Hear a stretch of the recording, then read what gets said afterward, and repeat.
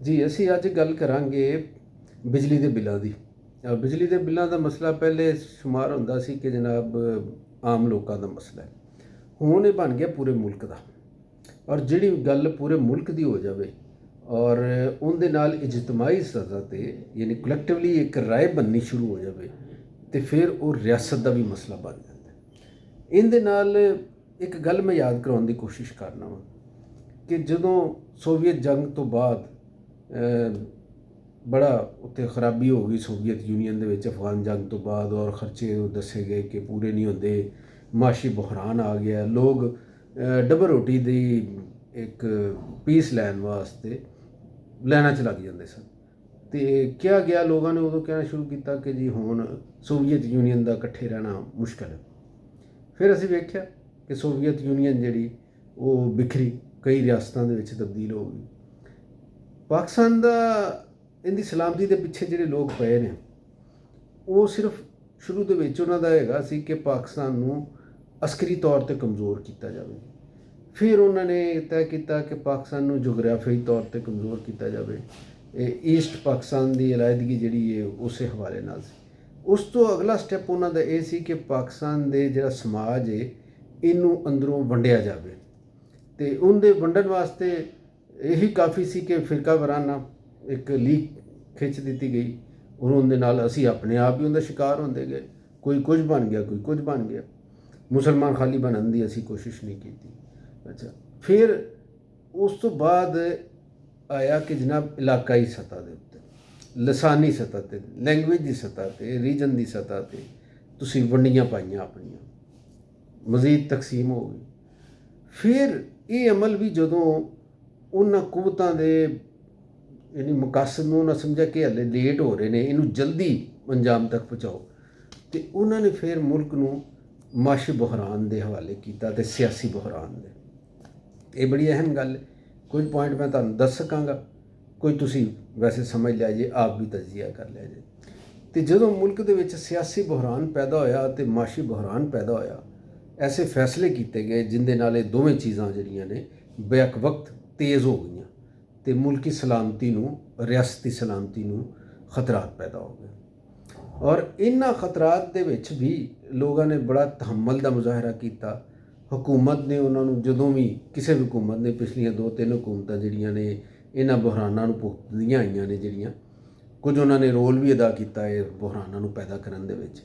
ਅਤੇ ਉਹਨਾਂ ਨੇ ਜਦੋਂ ਵੀ ਲੋਕਾਂ ਨੂੰ ਕਿਹਾ ਕਿ ਜਨਾਬ ਤੁਸੀਂ ਤਹੱਮਲ ਰੱਖੋ, ਸਾਡੇ ਕੋਲ ਤੁਹਾਡੀ ਬਿਹਤਰੀ ਵਾਸਤੇ, ਤਰੱਕੀ ਵਾਸਤੇ, ਮੁਲਕ ਦੀ ਖੁਸ਼ਹਾਲੀ ਵਾਸਤੇ, ਮੁਲਕ ਨੂੰ ਇਕੱਠੇ ਰੱਖਣ ਵਾਸਤੇ ਮਨਸੂਬਾ ਹੈਗਾ, ਅਤੇ ਲੋਕ ਚੁੱਪ ਹੋ ਗਏ।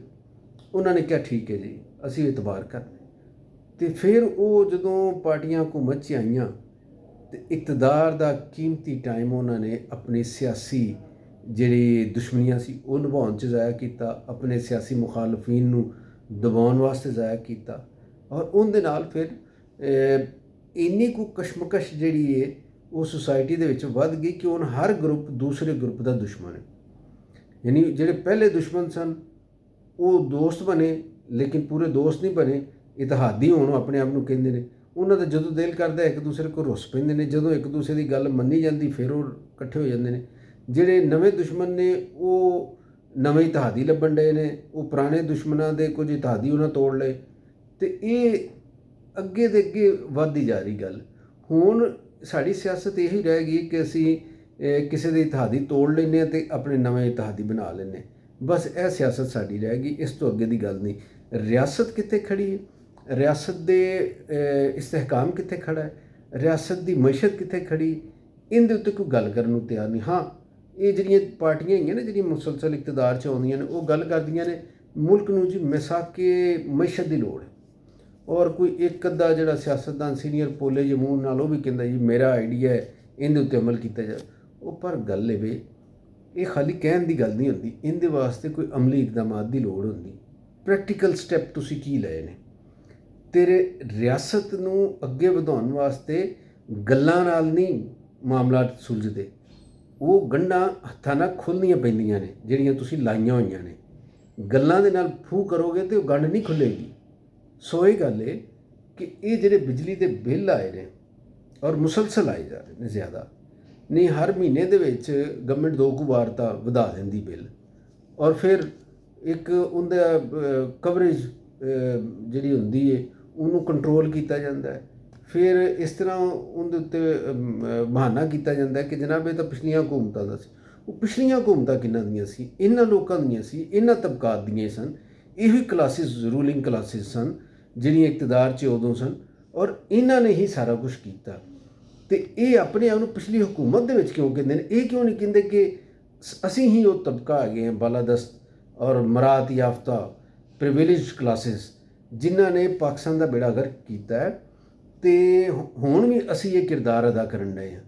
ਮਤਲਬ ਪਾਕਿਸਤਾਨ ਦੇ ਉਹ ਬੰਦੇ, ਮੇਰੀ ਕੱਲ੍ਹ ਮੁਲਾਕਾਤ ਹੋਈ ਇੱਕ ਬੰਦੇ ਨਾਲ, ਮੈਂ ਆਪਣਾ ਬਿਜਲੀ ਦਾ ਬਿੱਲ ਜਿਹੜਾ ਸੀ ਜਮ੍ਹਾਂ ਕਰਵਾਉਣ ਗਿਆ ਜਦੋਂ, ਅਗਰਚ ਮੇਰਾ ਵੀ ਬਿੱਲ ਖਾਸਾ ਜ਼ਿਆਦਾ ਆਇਆ, ਲੇਕਿਨ ਉਹ ਬੜਾ ਮਾਤੜ ਜਿਹਾ ਆਦਮੀ ਸੀ, ਗਰੀਬ ਬੰਦਾ ਸੀ ਅਤੇ ਖਲੋਤਾ ਸੀ। ਅਤੇ ਮੈਂ ਉਹਨੂੰ ਕਿਹਾ, ਮੈਂ ਕਿਹਾ ਚਾਚਾ ਤੂੰ ਕੀ ਕੰਮ ਕਰਨਾ?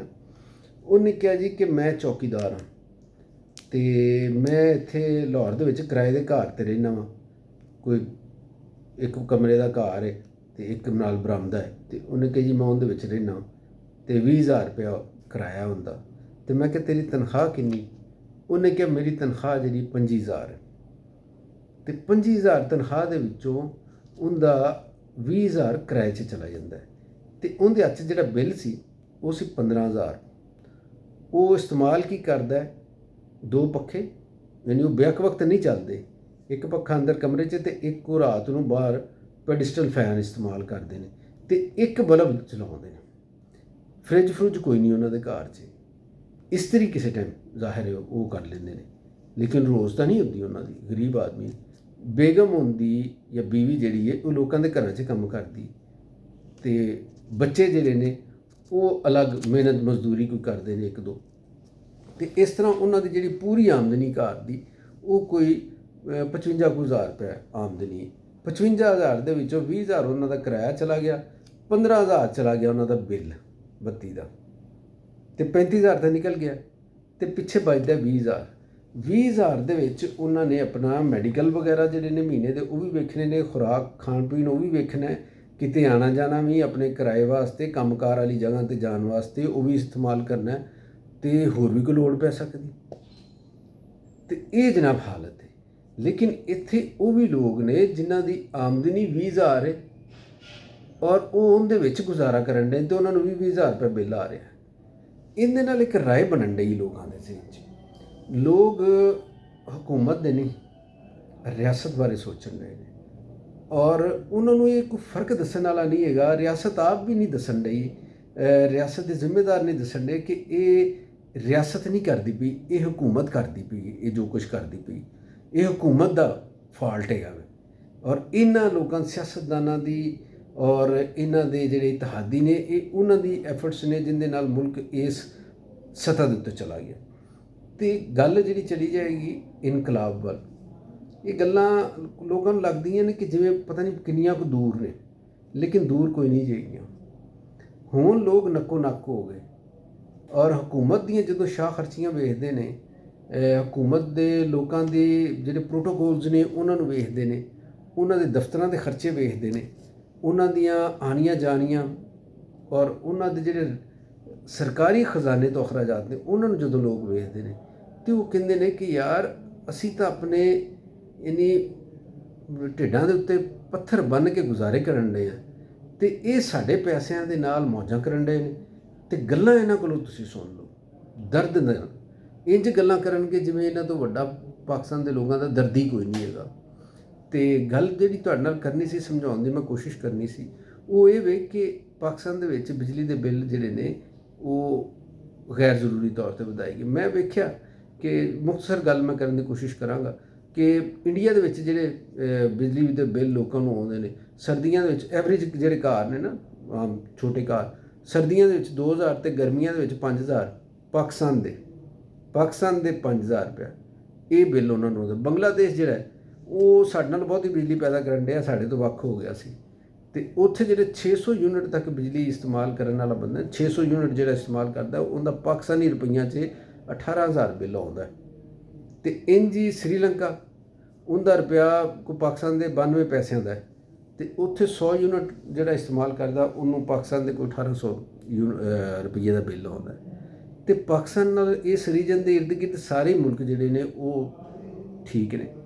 ਉਹਨਾਂ ਨੇ ਆਪਣੇ ਸਾਰੇ ਲੋਕਾਂ ਦਾ ਧਿਆਨ ਕੀਤਾ। ਸਾਡੇ ਨਾਲ ਬਹੁਤੇ ਮਸਾਇਲ 'ਚ ਸ਼ਿਕਾਰ ਸਨ, ਸ੍ਰੀਲੰਕਾ, ਬੰਗਲਾਦੇਸ਼ ਵਗੈਰਾ ਵਗੈਰਾ, ਅਤੇ ਸਾਡੇ ਨਾਲੋਂ ਚੰਗੇ ਹੋ ਗਏ ਨੇ ਇਸ ਵਾਸਤੇ ਕਿ ਉਹਨਾਂ ਦੇ ਹੁਕਮਰਾਨ ਜਿਹੜੇ ਨੇ ਉਹ ਲੋਕਾਂ ਦਾ ਸੋਚਦੇ ਨੇ। ਉਹਨਾਂ ਨੂੰ ਉਹ ਚਾਪ ਆ ਗਈ ਸੁਣ ਕੇ ਕਿ ਇਨਕਲਾਬ ਕੀ ਹੁੰਦਾ ਹੈ, ਔਰ ਮੁਲਕ ਸਟੇਟ ਇੰਤਸ਼ਾਰ ਦਾ ਸ਼ਿਕਾਰ ਹੋ ਕੇ ਕਿੰਜਦੇ ਹੋ ਜਾਂਦੇ ਨੇ। ਉਮੀਦ ਹੈ ਜਨਾਬ ਇਹ ਗੱਲ ਤੁਹਾਡੇ ਤੱਕ ਮੈਂ ਸਹੀ ਤਰ੍ਹਾਂ ਪਹੁੰਚਾ ਸਕਿਆ ਵਾਂ, ਅਤੇ ਉਹ ਹਲਕੇ ਵੀ ਇਹਦੇ ਤੋਂ ਸਬਕ ਲੈਣਗੇ ਜਿਹੜੇ ਇਸ ਮੁਲਕ ਨੂੰ ਚਲਾਉਣ ਰਹੇ ਨੇ। ਜਿਉਂਦੇ ਰਹੋ, ਵਸਦੇ ਰਹੋ।